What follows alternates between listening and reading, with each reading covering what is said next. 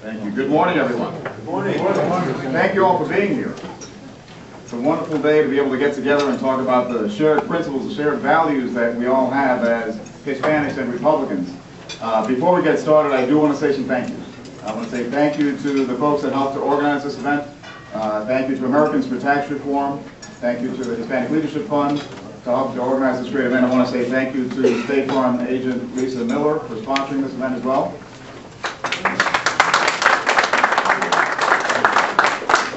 I'd like to say thank you also to Teresa Speak for helping to organize this event here in the Capitol Hill Club, and thanks to the staff for making everything possible. It's been a wonderful request for us. Thank you. My name is Danny Vargas. I am the National Chairman of the Republican National Hispanic Assembly. I am honored to have you all here with us today. Thank you to the panelists for being here. Thank you also to the volunteers that we've got here from Georgetown University, from American University. I want to say thank you to everyone who's traveled from many, many miles away to be with us today. We've got leadership here from across the country. We've got folks that came in here from Indiana, from Illinois, from Florida, from New York, from all over the country. We've got folks watching us today, live on the internet, video streaming. We've got the media here. We've got people that are watching us from California to Florida, from Nevada to New York, from Washington State to Wisconsin, all because we care about this party, we care about the principles that we share, we care about our future. And that's what we're here to talk about today.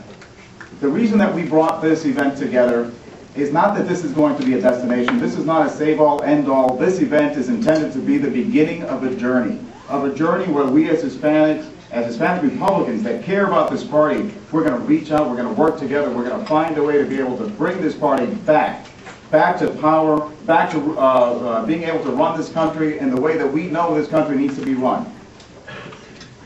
There are many things that we have to deal with. We've got an economy in crisis. We've got leadership right now in the Congress and the White House that's taken this country in a direction that we know is not the right direction. It's up to us. The time is now to be able to make a difference.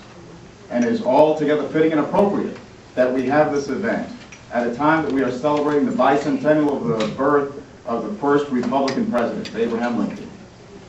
A man who understood the very concept and vitality of this nation was based on freedom and liberty. And that's what we're here to honor as well. And in a couple of years, we'll be able to celebrate the 100th anniversary of the birth of Ronald Reagan, another great Republican president.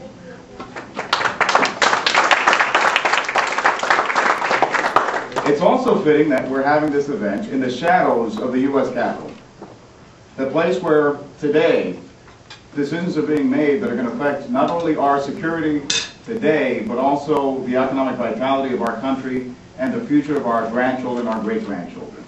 It's up to us to make sure that we're the folks that are going to be standing up for the principles and the values that we believe in. And it's also fitting that we're doing this here at the Capitol Hill Club, literally right next door to the headquarters of our party. The Republican National Committee that has now brought in a new chairman, Chairman Michael Steele, who's going to be bringing in a new day to this party. The new day is dawning for the Republican Party. And it's a wonderful time to be a Republican because we do have a bright future ahead of us. We're going to be the Big Tent Party again, and we as an organization are going to be a big part of that. The Republican National Hispanic Assembly has been around for 35 years. We were started as part of the RNC, and we continued as an independent organization to promote and advance those basic principles of republicanism throughout the towns and cities and neighborhoods and states across this country, because that's what we believe in. And we will continue that march forward. And we'll do it hand in hand with this party, with the leadership at the national level, at the state level, and at the local level. Because that's where it matters. It matters where people live and work and raise their families. We're committed to doing that for the good of our country and for the good of our families.